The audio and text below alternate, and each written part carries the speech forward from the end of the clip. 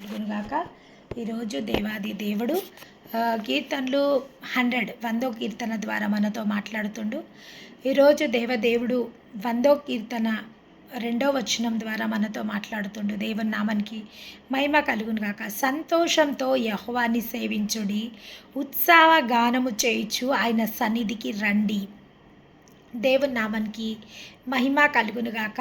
ఈరోజు దేవుడు మనతో మాట్లాడుతున్న మాట ఏంటంటే, సంతోషంతో యెహోవాని సేవించుడి, ఉత్సాహ గానము చేయుచు ఆయన సన్నిధికి రండి. ఏ విధంగా మనము దేవుని సన్నిధికి రావాలనో దేవుడు ఈరోజు స్పష్టంగా మనతో బయలుపరచడం జరుగుతుంది. సంతోషముతో యెహోవాని సేవించుడి. అవును, ఆయనని సేవించువాడు ఆత్మతో సత్యంతో సేవించాల. అవును, ఆయన సన్నిధికి వచ్చువాడు ఏదో ఖచ్చితంగా రావాలంటే రావాలి, ఏదో ఆదివారం అయిపోయింది దేవుడి సన్నిధికి రావాలా, అది ఒక క్రమం ప్రకారం కాకుండా నిజంగా ఆయన సన్నిధికి వచ్చేవారు సంతోషముతో ఆయన సన్నిధికి రావాలంట. దేవుని నామానికి మహిమ కలుగునుగాక. సంతోషంతో ఆయన సన్నిధికి రావాలి. మొదటి వచనంలో, సమస్త దేశములారా యెహోవాకు ఉత్సాహధ్వని చేయుడి. ఆయనకు ఉత్సాహధ్వని చేయుచు ఆయన సన్నిధికి రావాలంట. సంతోషంతో సమాధానంతో ఆయన సన్నిధికి రావాల. చాలామంది సమాధానం లేకుండా ఆయన సన్నిధికి వస్తారు. ఆ యొక్క సన్నిధికి వచ్చేటప్పుడు కూడా చాలామంది జీవితంలో అసమాధానంతో వస్తారు. గొడవలతో కొంతమంది వస్తారు, గొడవలు పెట్టుకొని కొంతమంది వస్తారు. కొంతమంది కుటుంబాలలో దేవుని సన్నిధికి రావడానికి భయంకరమైన వ్యతిరేకతలు ఉంటాయి. ఆ వ్యతిరేకతలలో కూడా చాలామంది దేవుని సన్నిధికి రావడం జరుగుతుంది. కొంతమంది అయితే ఎంతో దుఃఖాన్ని మోసుకొని దేవుని సన్నిధికి వస్తారు. వారి కుటుంబంని బట్టి దుఃఖము, భర్తను బట్టి దుఃఖము, పిల్లలను బట్టి దుఃఖము, ఎన్నో దుఃఖాలతో దేవుని సన్నిధికి రావడం జరుగుతుంది. కొంతమంది ఎంతో కష్టకాలం, అది భయంకరమైన కష్టకాలం, ఆ యొక్క కష్టాల గురించి దేవుని సన్నిధిలో విన్నవించడానికి దేవుని సన్నిధికి రావడం జరుగుతుంది. ప్రతి ఒక్కరు దేవుని సన్నిధికి వచ్చే ప్రతి ఒక్కరు దేవుని సన్నిధికి అలజడితో, బాధతో, వేదనతో దేవుని సన్నిధికి రావడం జరుగుతుంది. కానీ ఇక్కడ చూడండి ఏమంటుండు, సమస్త దేశములారా యెహోవాకు ఉత్సాహధ్వని చేయుడి. దేవుని సన్నిధికి వచ్చేటప్పుడు తప్పకుండా ఉత్సాహధ్వని చేయించు రావాలి. అవును, మనకు కష్టాలు ఉంటాయి, మనకు బాధలు ఉంటాయి, మనకు వేదనలు ఉంటాయి. అయినప్పటికీ ఆయన సన్నిధికి ఎట్లా రావాలంట, సంతోషముతో యెహోవాని సేవించుడి, ఉత్సాహ గానము చేయుచు ఆయన సన్నిధికి రండి, యెహోవాయే దేవుడని తెలుసుకొనుడి. ఉత్సాహ గానములు చేయుచు.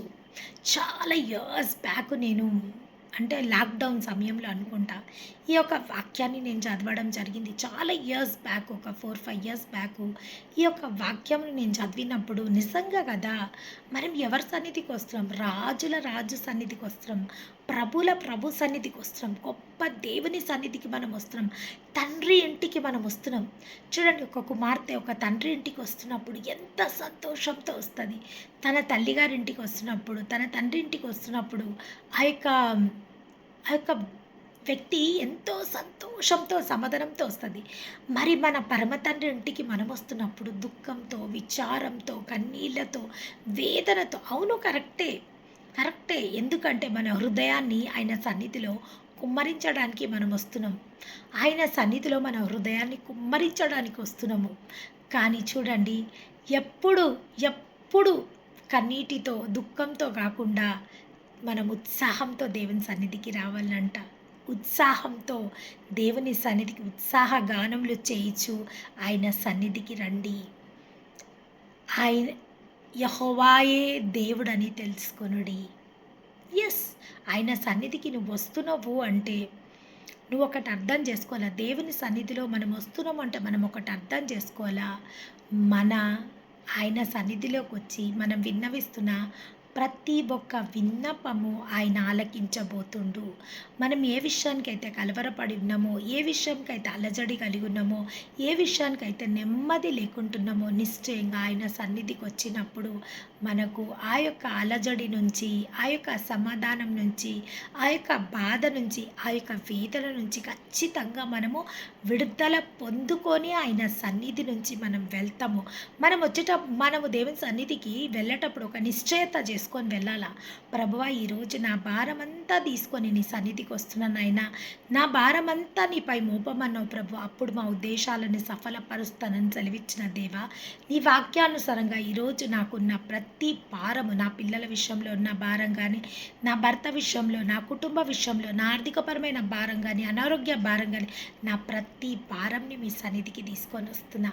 అవును, ఒకవైపు నా ప్రతి భారాన్ని మీ మీ సన్నిధికి తీసుకొని వస్తున్నా, కానీ ఇంకొక వైపు ఉత్సాహంతో ఆనందంతో నీ సన్నిధికి వస్తున్నా. ఎందుకు అంటే నేను ఒకటి నమ్ముతున్నా, నేను ఒకటి నమ్మి నీ సన్నిధికి వస్తున్నా. ఎప్పుడైతే నా భారమంతా నీకు అప్పజెప్పబడుతుందో, నా భారమంతా ఎప్పుడైతే మీకు అప్పజెప్పబడుతుందో, నా భారము నుంచి నేను విడుదల పొందుకోబోతున్నా. నా బాధ నివారణ చెయ్యబడుతుంది.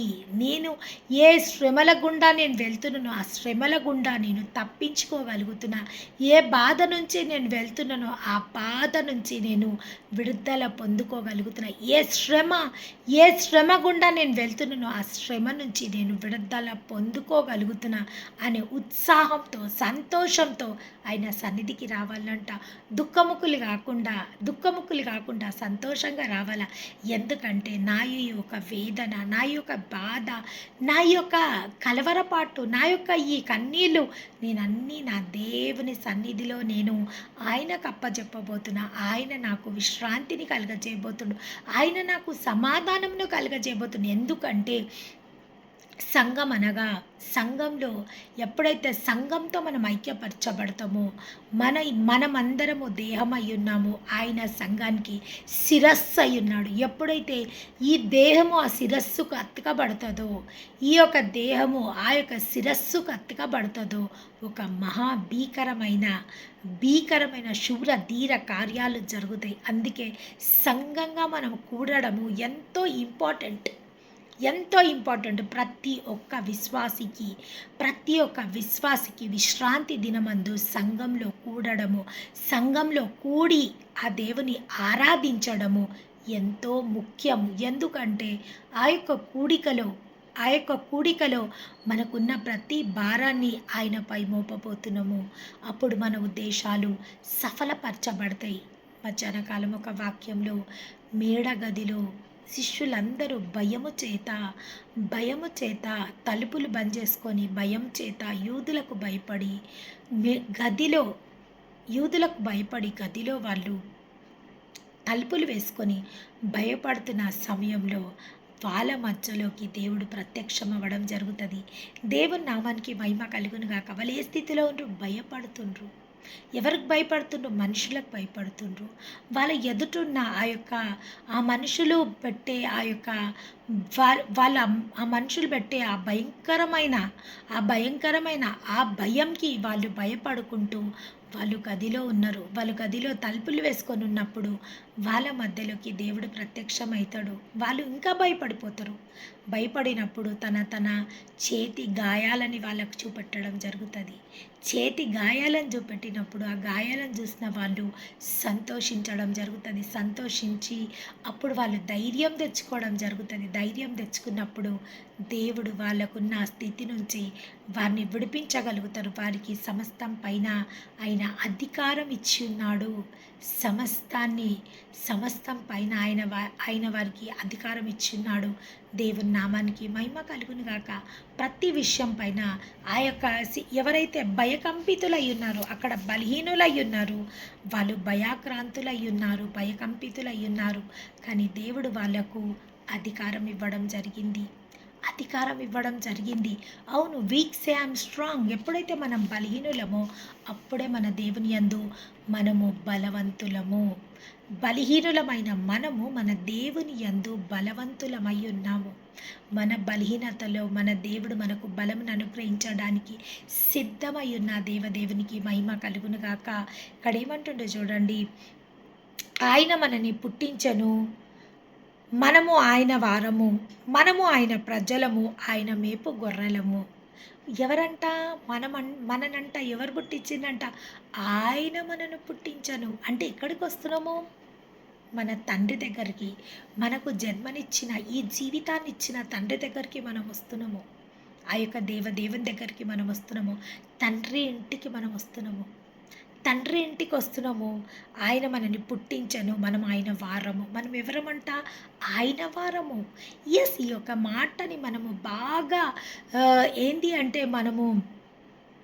మనకు ఆహ్, ఆ మాటను మన హృదయంలో ముద్రించుకోవాల. మన హృదయంలో ముద్రించుకోవాల. మనము ఆయన వారము. ఆయన మనకు ఏమయ్యున్నాడు?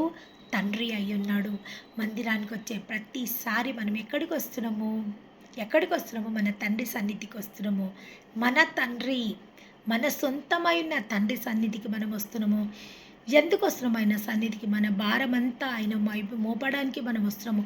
ఎప్పుడైతే మన భారమంతా ఆయన వైపు మోపబడతదో అప్పుడు మన ఉద్దేశాలు నిశ్చయంగా సఫలపరచబడతాయి. మన ఉద్దేశాలు నిశ్చయంగా సఫలపరచబడతాయి. మన దేవుడు మన ఉద్దేశాలని సఫలపరచడానికి సమర్థత కలిగిన దేవుడు. దేవుని నామానికి మహిమ కలుగును గాక. ఇంకా ఏమంటుంది చూడండి. మనము ఆయన ప్రజలము, ఆయన మేపు గొర్రెలము. కృతజ్ఞతార్పణలు చెల్లించుచు ఆయన గుమ్మములలోకి ప్రవేశించుడి. కృతజ్ఞతాస్తుతులు చెల్లించుచు ఆయన గుమ్మములలోకి ప్రవేశించుడి.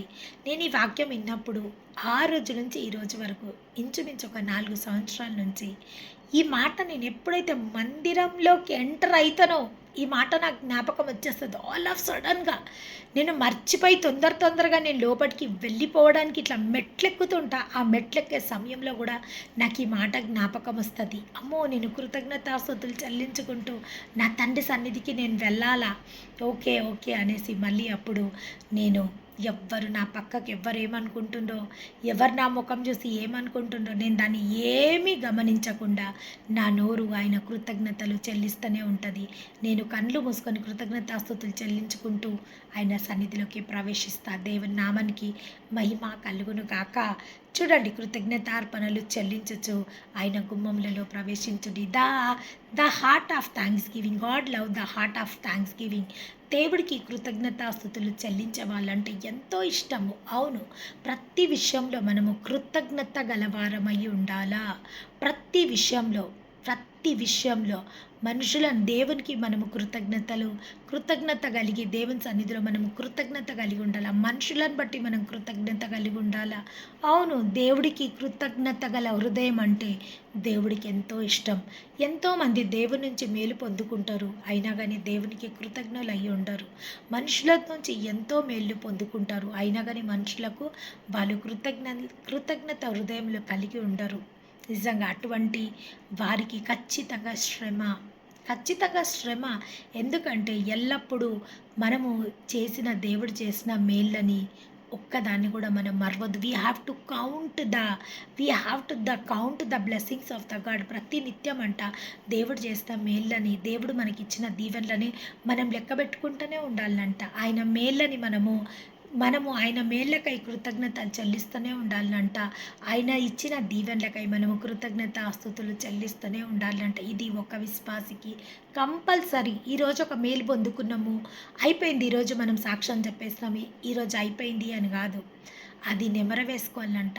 ఆయన చేసిన మేళ్ళు, నీవు చేసిన మేళ్ళకై, నీవు చూపిన కృపలకై వందనం యేసయ్యా, వందనం యేసయ్యా, వందనము యేసయ్యా, వందనము యేసయ్యా.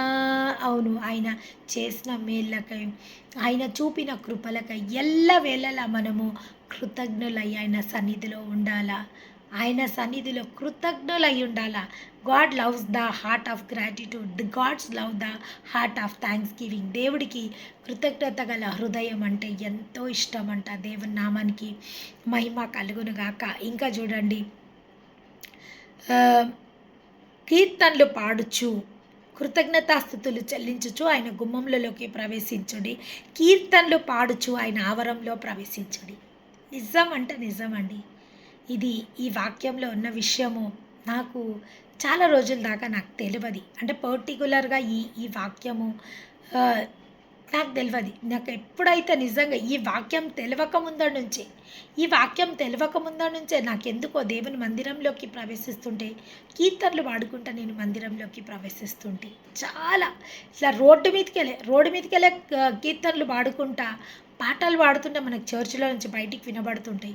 ఆ పాటను అందుకొని పాడుకుంటా నేను మందిరంలోకి ప్రవేశిస్తుంటి. ఇప్పుడు పాటలు పాడుకుంటా, కృతజ్ఞతాస్తుతులు చెల్లించుకుంటా, నిజంగా ఆయన ఆవరణలోకి ప్రవేశించినప్పుడు ఆయన మహిమతో నింపబడే అవకాశం ఉంది. ఆయన మహిమతో మనం సంఘానికి వెళ్ళాల్సిన కారణం ఏంది అంటే, ఆ యొక్క మహిమని మనం పొందుకోవాలి. ఆ సంఘం పైన ఆయన మహిమ దిగబోతది. ప్రతి వారము సంఘం పైన ఆయన మహిమ దిగుతది. అంటే రోజు దిగదా? ఖచ్చితంగా దిగుతది. ఇద్దరు ముగ్గురు నా నామంలో ఎక్కడైతే కుమిగూడి ఉంటారో వాళ్ళ మధ్య నా ఆత్మని కుమ్మరిస్తా అంటుండు. ఖచ్చితంగా కుమ్మరిస్తాడు. కానీ ఇద్దరు ముగ్గురు మధ్యలోనే ఆయన ఆత్మని కుమ్మరిస్తా అన్నప్పుడు వందల మంది ఒక స్థలంలో కూర్చొని ఆరాధించినప్పుడు ఖచ్చితంగా ఆయన మహిమ దిగి వస్తుంది. దేవుని నామానికి మహిమ కలుగును గాక. ఖచ్చితంగా ఆయన మహిమ పరలోకంలో నుంచి భూలోకంలోకి దిగి వస్తుంది. దేవుని నామానికి మహిమ కలుగును గాక. కీర్తనలు పాడుచు ఆయన ఆవరణలోకి ప్రవేశించుడి, ఆయనని స్తుతించుడి, ఆయన నామంని గణపరచుడి. ఆయనని స్తుతించుడి, ఆయన నామంని గణపరచుడి. అవును, ఆయన గణపరచడానికి యోగ్యుడు, స్తుతించడానికి స్తుతి స్తుతి చెల్లించడానికి, ఆయనని గణపరచడానికి అర్హుడైన దేవుడికి మహిమ కలుగును గాక. అవును, ఆయన ఖచ్చితంగా మన స్తుతులకు పాత్రుడు, మన ఆరాధనకు యోగ్యుడు. ఆయన తప్ప మన స్తుతికి యోగ్యుడెవరు లేరు, మన ఆరాధనకు యోగ్యుడెవరు లేరు. దేవుని నామానికి మహిమ కలుగును గాక. ఆయనని స్తుతించుచు ఆయన నామంని గణపరచుడి. యెహోవా దయాళుడు, ఆయన కృప నిత్యముండును, ఆయన సత్యము తరతరములుండును. యెహోవా దయాళుడు, ఆయన కృప నిత్యముండును.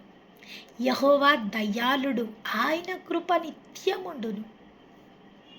యెహోవా దయాళుడంట, ఆయన కృప నిత్యము మన పైన ఉంటుందంట. ఆయన సత్యము మన తరతరములు ఉంటుంది. చూడండి, నేను ఎప్పుడు చెప్తుంటా ఒక మాట, ఈరోజు మనం దేవుని ఆశ్రయించడము, ఈరోజు మనం భక్తి చేయడము, ఈరోజు మన విశ్వసనీయత, ఈరోజు మన నమ్మకము, దేవునిలో ఈరోజు మనకున్న నమ్మకము, దేవునిలో ఈరోజు మనకున్న భక్తి, మన పిల్లల తరానికి అది దీవెనకరము. చాలామంది అంటారు, మాకు అన్నీ ఉన్నాయమ్మా, ఇప్పుడు మేము ప్రత్యేకంగా దేవుని వెంబడించడానికి మాకు ఏ లోటు లేదు. అవునమ్మా, నీకు ఈరోజు ఏ లోటు లేదు. నువ్వు దేవుని వెంబడించాల్సిన అవసరం నీకు లేదు. ఓకే, కానీ నీ రాబో తరాల కోసం, నీ పిల్లల తరాల కోసము ఖచ్చితంగా నువ్వు దేవుని ఆశ్రయించవలసిన అవసరం ఎంతైనా ఉంది. ఎందుకంటే రాబో దినాలు భయంకరమైన దినాలు, దుర్దినాలలోకి మనం ప్రవేశించబోతున్నాం. భయంకరమైన దినాలలోకి మనం ప్రవేశించబోతున్నాం. వాక్యం కర్వయ్యే రోజులలోకి మనం ప్రవేశించబోతున్నాము. సేవకులను కాపర్లను వారిని చెదరగొట్టే ఆ యొక్క సందర్భంలోకి మనం వెళ్ళబోతున్నాము. సంఘాలు మూయబడే కాలం రాబోతుంది. కాపర్లు చెదరగొట్టే కాలం రాబోతుంది. అబద్ధ క్రీస్తు వచ్చి పాలించే సమయం రాబోతుంది. కొన్ని సంవత్సరాలు మనకు స్నేహితుడుగా నటించి తర్వాత మన మధ్యలోకి వచ్చి నేను దేవుణ్ణని ప్రకటించుకొని తర్వాత ఆ యొక్క మందిరాలలో ఆరాధనలు ఆపేసి, ఆ యొక్క మందిరాలలో ధూపాలు ఆపేసి భయంకరమైన దుర్దినాలలోకి మనము ప్రవేశింపబోతున్నాము. ఏది నిజమైన దేవుని వాక్యము, ఏది అబద్ధమైన వాక్యము తర్కించుకొని వాక్య జ్ఞానము కలిగి సొంత జ్ఞానముతో మన యొక్క పరిశుద్ధాత్ముని యొక్క సహాయంతో మనకు కూడా ఒక బోధకుడు మన లోపట ఉన్నాడు. అనేక మంది బోధకులు దేవుడు మన కోసం నియమించిండు. కానీ అన్నిటికన్నా గొప్ప బోధకుడిని దేవుడు మనలోనే పెట్టిండు. ఆ పరిశుద్ధాత్ముడు గొప్ప బోధకుడు. ఎప్పుడైతే మనం ఆయనను ఆశ్రయిస్తామో ఆయన మనని సర్వసత్యంలోకి తీసుకువెళ్ళడానికి ప్రయత్నం చేస్తాడు. వాక్యం అనే వెలుగుని మనకు కలగజేస్తాడు. నీ వాక్యమే నా పాదములకు దీపము, నా త్రోవలకు వెలుగు. ఆ వెలుగుని మన మార్గముల పైన ప్రకాశింపజేసి ఆ యొక్క ఏ మార్గంలో గుండా వెళ్తే మనము సురక్షితంగా ఉంటామో, ఏ మార్గంలో గుండా వెళ్తే మన ప్రయాణం సఫలపరచబడుతుందో, ఏ మార్గంలో గుండా వెళ్తే మనము చేరాల్సిన గురి గమ్యానికి చేరతాము, పరిశుద్ధాత్ముడు మనకు రివీల్ చేయడం జరుగుతుంది. దేవుని నామానికి మహిమ కలుగును గాక. అవును, ఎంత గొప్ప దేవుని మనం ఆశ్రయిస్తున్నామంటే ఆయన మన నుంచి ఏది ఆశిస్తలేడు, ఏది బదలు అడుగుతలేడు, ఏది ఆయన చేసిన మేళ్లకు ప్రతి మేలు చేయమంటలేడు, ఆయన చేసిన ఉపకారాలకు ప్రతి ఉపకారాలు చేయమంటలేడు. కానీ ఆయన ఒకటే అంటుండు, కృతజ్ఞతాస్తుతులు చెల్లించుచు, కృతజ్ఞతాస్తుతులు చెల్లించుచు నా ఆవరంలోకి ప్రవేశించుడి, కీర్తనలు పాడుచు నా ఆవరంలోకి ప్రవేశించుడి. ఎందుకంటే నా యొక్క సన్నిధిలో సంపూర్ణ సంతోషం ఉంది, నా యొక్క సన్నిధిలో సంపూర్ణ సంతోషము కలదు. అవును, ఆయన యొక్క సన్నిధిలో సంతోషం ఉంది, ఆయన యొక్క సన్నిధిలో సమాధానం ఉంది, ఆయన యొక్క సన్నిధిలో సమస్తం ఉన్నది. సమస్తం ఆయన సన్నిధిలో సమస్త దీవెనలు కల్వర్ సిల్వలో ఏ దీవెనలు అయితే మనకి ఇచ్చిండో ప్రతి ఒక్క దీవెన సంఘం పైన ఆయన కుమ్మరించడానికి సిద్ధమయ్యుండు. We want to claim it. ఏ దీవెనలు అయితే, ఏ మహిమనైతే దేవుడు మన కోసం సిద్ధపరిచిండు, ప్రతి నిత్యము ఆ మహిమతో మనము జతపరచబడాలా, ఆ మహిమతో మనము నింపబడాలా. ఆ మహిమోన్నతుని సంతోషముతో ఆర్భాటంతో, కీర్తనలతో, కృతజ్ఞతాస్థుతులతో ఆ యొక్క దేవదేవుని సన్నిధికి మనం ప్రవేశించినప్పుడు నిశ్చయంగా మనము సంతోషం పొందుకోగలుగుతాం, మనం సమాధానం పొందుకోగలుగుతాం, మనం దీర్ఘ శాంతమును పొందుకోగలుగుతాము, దయాలత్వాన్ని మనం పొందుకోగలుగుతాము. దేవుని నామానికి మహిమ కలుగునుగాక. యెహోవా దయాళుడు, ఆయన కృప నిత్యముండును, ఆయన సత్యము తరతరములుండును. మన తరతరములకు ఆయన సత్యాన్ని అనుగ్రహించడానికి సిద్ధంగా ఉన్నాడు. Yes, truth will set us free. సత్యం అంట మనని ప్రతి దుష్టత్వం నుంచి మనని విడిపిస్తుంది, ప్రతి దుష్టత్వం నుంచి మనని విడిపించేది సత్యము. మనము సర్వసత్యంలోకి నడవవలసిన వాళ్ళమై ఉన్నాము, దేవుని నామానికి మహిమ కలుగునకు. ఈరోజు మనం చేసే ఈ భక్తి, మనం చేసే ఈ యొక్క దేవుని సన్నిధిలో మనం చేసే sacrifications, every sacrifications will be rewarded in the mighty name of Jesus Christ of Nazareth. ఈరోజు ఏ సాక్రిఫికేషన్స్ అయితే మనం చేస్తున్నామో, మనం సమయంనిచ్చి దేవుని కనపరుస్తున్నామా, మన ధనాన్నిచ్చి దేవుని కనపరుస్తున్నామా, లేదా ఆయన స్వార్థ సర్వలోకానికి ప్రచురం చేసి ఆయనను మహిమపరుస్తున్నామా, ఏ విధంగా ఆయనను మనము మహిమపరుస్తున్నామో అదే పాళ్ళలో దేవుడు మనని మహిమపరచడానికి సిద్ధమైన దేవదేవునికి మహిమ కలుగునుగాక. మహాపరిశుద్ధుడైన తండ్రి,